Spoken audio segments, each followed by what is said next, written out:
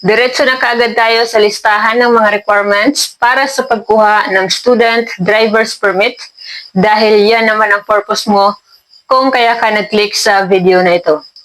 At pagkatapos natin na-explain isa-isa ang mga requirements ay sunod natin pag-usapan ang step-by-step guide para sa pagtungo mo sa LTO branch. Pinakauna, dapat ikaw ay mayroon ng TDC certificate o yung tinatawag na Theoretical Driving Course Certificate.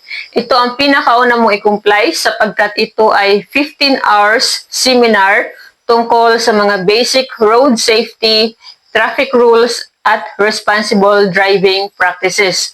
Kadalasan itong hinahati sa 3 sessions dahil ito nga ay 15 hours total na seminar. Pagkatapos ng bawat session at may exam na kailangan mo ipasa. Lahat ng exam ay syempre tungkol sa mga itinuro during the seminar. So marami ang nagtatanong saan ba maaaring mag-enroll para sa TDC. So may 3 options ka kung paano at saan mo gustong kumuha ng seminar para magkaroon ng TDC certificate. So una, pwede ka sa online TDC. Ang LTO ay nag-offer na ng online course para doon sa mga nagtatrabaho.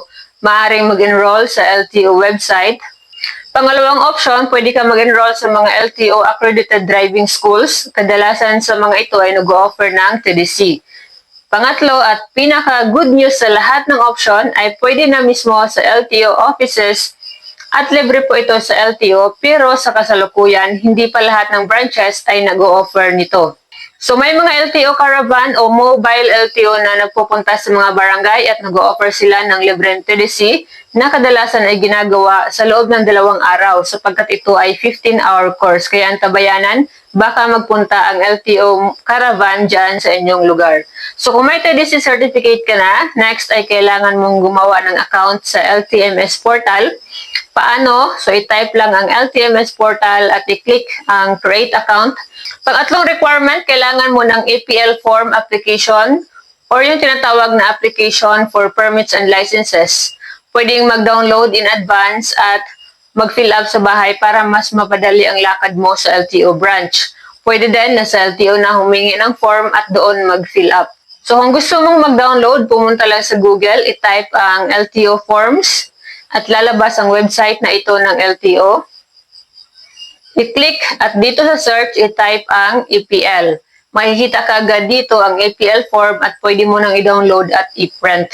Pwede din na i-view mo lang siya para may idea ka paano mag-fill up.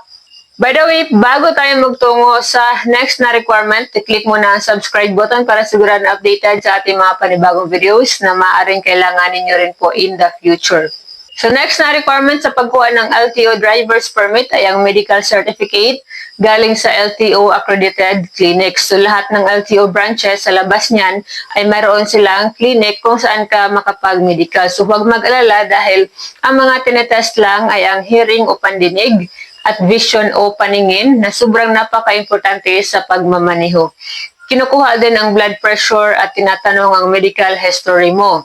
So isang photocopy at original certificate dapat ang ipasa na medical certificate. So kailangan mo rin ng PSA birth certificate. So may video tayo dito sa ating channel para sa mga wala pang birth certificate galing sa PSA.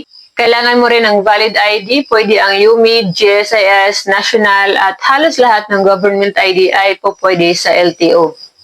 Kung ikaw naman ay babae na kasal, kailangan mo din magdala ng PSA marriage certificate.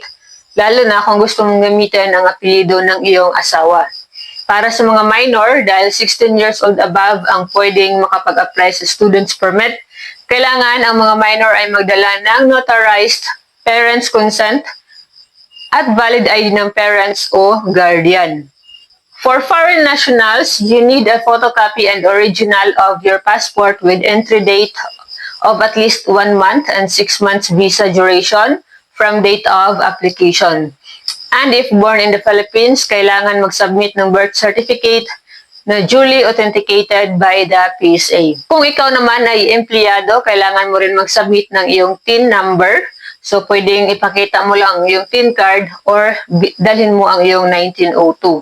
Now, kung kumpleto na lahat ng dokumento mo, maaari ka na magtungo sa pinakamalapit na LTO branch para sa pag-apply. So, siguraduhin na ang LTO branch ay yung nag-o-offer ng licensing services. I-submit ang mga requirements sa student permit window at hintayin na ito ay ma-evaluate at ma-encode. Pagkatapos ng encoding, ay sasabihan ka na magtungo sa kabilang window para sa picture at biometrics. Pagkatapos ay pwede ka na magbayad ng fees na nasa 155 pesos hanggang 300 pesos, depende daw po sa lugar. So pagkatapos ng lahat ng proseso ay matatanggap mo na kaagad ang iyong student's permit na valid sa loob ng 1 taon.